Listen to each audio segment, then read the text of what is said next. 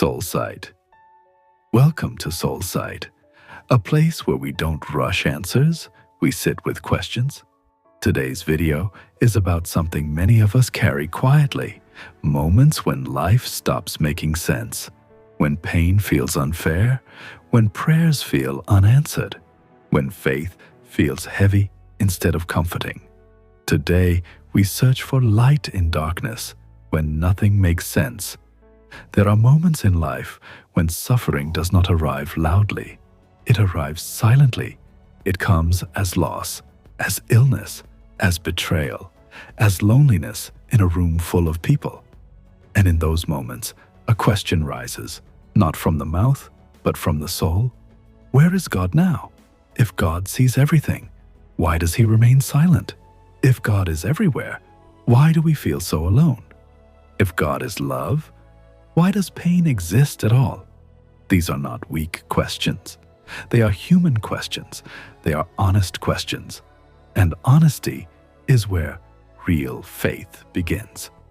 We are often told that belief should make life easier, that faith should remove suffering, that prayer should fix everything. But reality tells a different story. Hospitals are still full.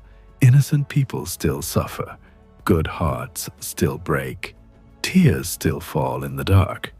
So the questions return. If prayer heals, why does illness remain?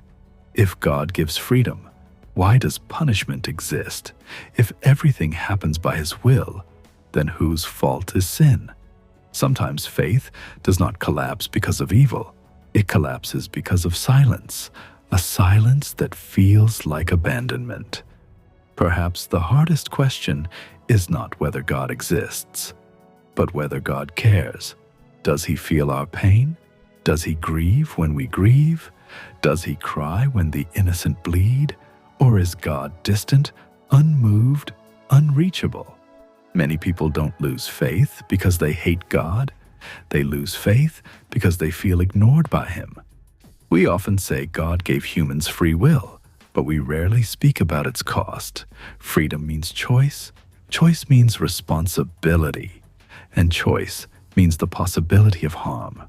A world without free will would be a world without cruelty, but also without love. Love cannot exist without freedom, and freedom cannot exist without risk. So pain enters, not because God enjoys it, but because love demands freedom. Still, understanding does not remove grief. Knowledge does not stop tears. We ask again, why didn't God stop this? Why didn't He intervene? Why didn't He save them? And perhaps the most unsettling thought is this: what if God does not intervene because the world is unfinished? What if humanity is still learning how to become humane? Maybe God is not a magician fixing reality, but a mirror reflecting our responsibility. Maybe the question is not why does God allow suffering, but what are we doing with the freedom we were given? Many books were written by humans. Many rules were shaped by cultures. Many divisions were created in God's name. So we wonder, if humans wrote the books, how did they become divine law? If God is infinite, why is He limited to one belief? If God is love, why does religion sometimes divide more than it heals? Faith should open the eyes, not close them. The one who questions is not godless. The one who refuses to question may be. Darkness is not always the enemy. Sometimes darkness strips illusions. Sometimes it removes false certainty. Sometimes it forces us to confront ourselves. Pain has a way of revealing truth. Loss awakens empathy. Silence teaches humility. Light that has never known darkness does not understand depth. Maybe God is not something we find in the sky, but something we awaken within. Maybe God is present when compassion overcomes hatred, when forgiveness replaces revenge, when kindness appears in cruelty's shadow. Maybe God is not absent in suffering, but hidden in how we respond to it. Not every miracle is supernatural. Some miracles look like courage. Some look like patience. Some look like choosing love again after being broken. There will be moments when explanations fail, when philosophy feels empty, when faith feels distant, when hope feels fragile.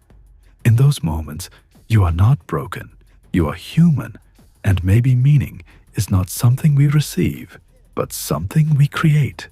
Light does not always remove darkness. Sometimes it simply allows us to walk through it.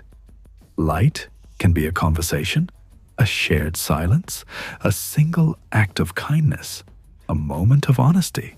You do not need all the answers to keep moving. You only need enough light for the next step. Perhaps God's silence is not absence, but invitation. An invitation to grow, to reflect, to choose compassion, to become the light we seek. Because maybe the world does not need more believers. It needs more beings who act with humanity. If this reflection spoke to you, you are not alone. This is SoulSight, a space for questions, not fear, for depth, not noise. If you found value here, please like this video. It helps this message reach others who may be searching quietly. Subscribe to SoulSight for more deep reflections on life, faith, and the human journey. And share your thoughts in the comments. What does light mean to you when life feels dark?